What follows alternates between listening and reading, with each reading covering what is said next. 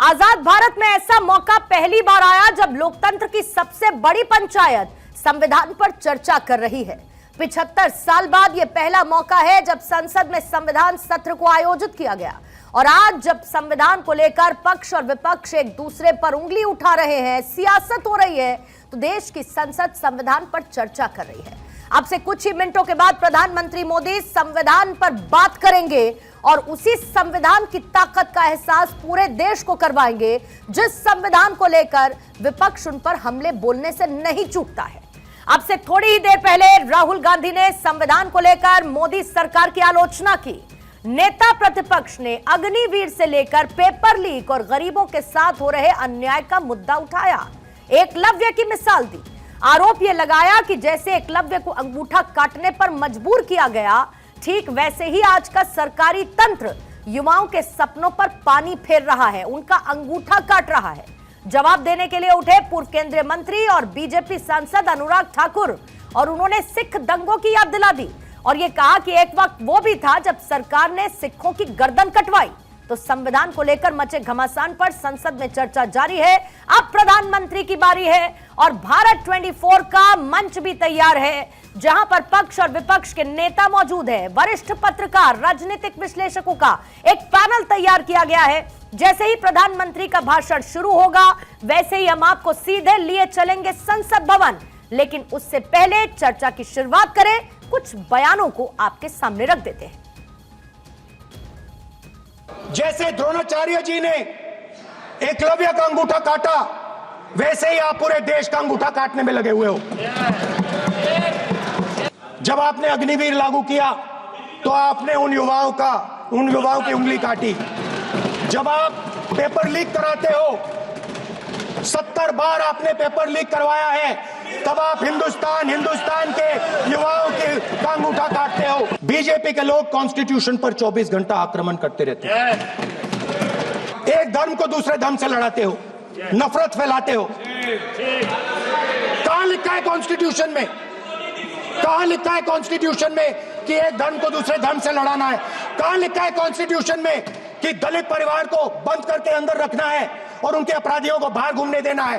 कौन से कॉन्स्टिट्यूशन में लिखा है? मुझे दिखाइए। राहुल जी, कभी इसको पढ़कर देखिए। गांधी परिवार और कांग्रेस पार्टी का पूरा कारनामे इसके अंदर लिखेंगे, कैसे आपने धज्जियां उड़ाई। एक तो एक दूसरा, ये जो कहते हैं बीजेपी के लोगों को, सर ये मनगढ़ंत आरोप, सर ये अंगूठा काटने की बात करते हैं। इनके राज में सिखों के गले काटे गए, सिखों के ऊपर कत्लेआम किया गया, सिखों के बाद दंगे सबसे ज्यादा हुए तो कांग्रेस के समय हुए। और आपको देश से माफी मांगनी है। अगर आज भी नहीं मांगेंगे तो संविधान जितना मर्जी जेब में डालिए। आप संविधान को जेब में लेकर घूमते सर। इन्होंने संविधान को तार-तार करने का काम किया है। इनको देश से माफी मांगनी चाहिए।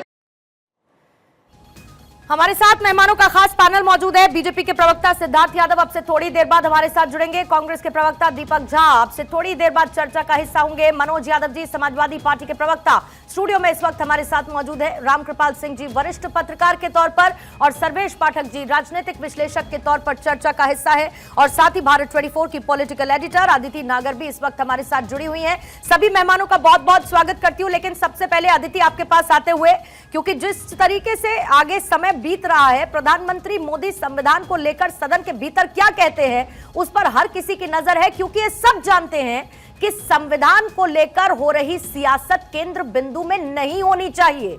लेकिन उसके बाद संविधान एक पॉलिटिकल टूल के साथ साथ सियासी मुद्दा बदस्तूर बना रहा है। प्रधानमंत्री क्या कहेंगे, किस बात की संभावना आज? पूर्णिमा, जब पिछले सेशन में प्रधानमंत्री नरेंद्र मोदी, पिछले सेशन जब उनका कार्यकाल मोदी 2.0 था, तब अविश्वास प्रस्ताव आया था। ये बात चिंता की बात होती है सरकार के लिए, लेकिन प्रधानमंत्री नरेंद्र मोदी ने और पूरी सरकार ने इसको बहुत अपॉर्चुनिटी की तरह लेते हुए, आपको याद होगा कि लगभग 2 घंटे का भाषण प्रधानमंत्री ने दिया। चुनाव होने के ठीक 1 साल पहले उन्होंने अपना पूरा ब्यौरा लोकसभा में भी दिया और अपना पूरा ब्यौरा राज्यसभा में भी दिया।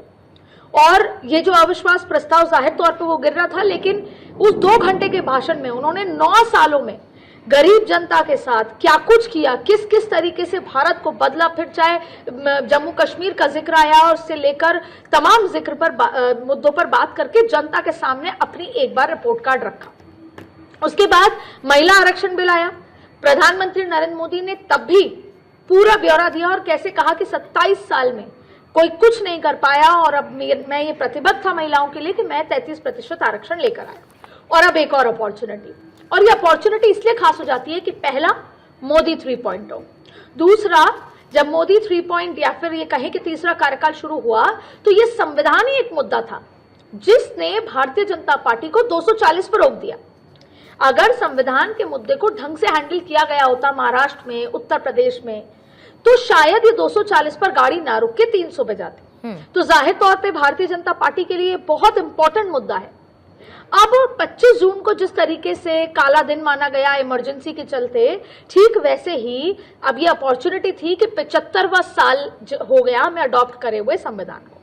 तो अब प्रधानमंत्री अपने भाषण में इस अपॉर्चुनिटी को यूज करते हुए ना सिर्फ सांसदों से बल्कि पूरे देश से 140 करोड़ जनता से ये बात करेंगे कि उसका पहला भाग होगा कि वो संविधान, उनकी पार्टी, वो खुद, उनकी सरकार संविधान को क्या मानती है। ठीक है। जब वो बात होगी तो उसके अगला पड़ाव आएगा कि वो संविधान के तहत उन्होंने क्या कुछ किया और संशोधन का भी जिक्र आएगा कि संशोधन करके उन्होंने कैसे जनता के लिए नए बिल लेकर आए और उससे क्या क्या कुछ हुआ, लाभार्थियों का जिक्र आएगा। और फिर आएगा कि जो लोग संविधान पर, हमारी नीयत पर और संविधान बदलने जैसी बात करते हैं उन्होंने क्या किया है। और फिर बात आएगी इमरजेंसी की। भले ही पूर्णिमा हमने इमरजेंसी का वो पूरा कार्यकाल नहीं देखा हो, लेकिन आप भी बेहतर तरीके से जानती हैं कि क्या हुआ था।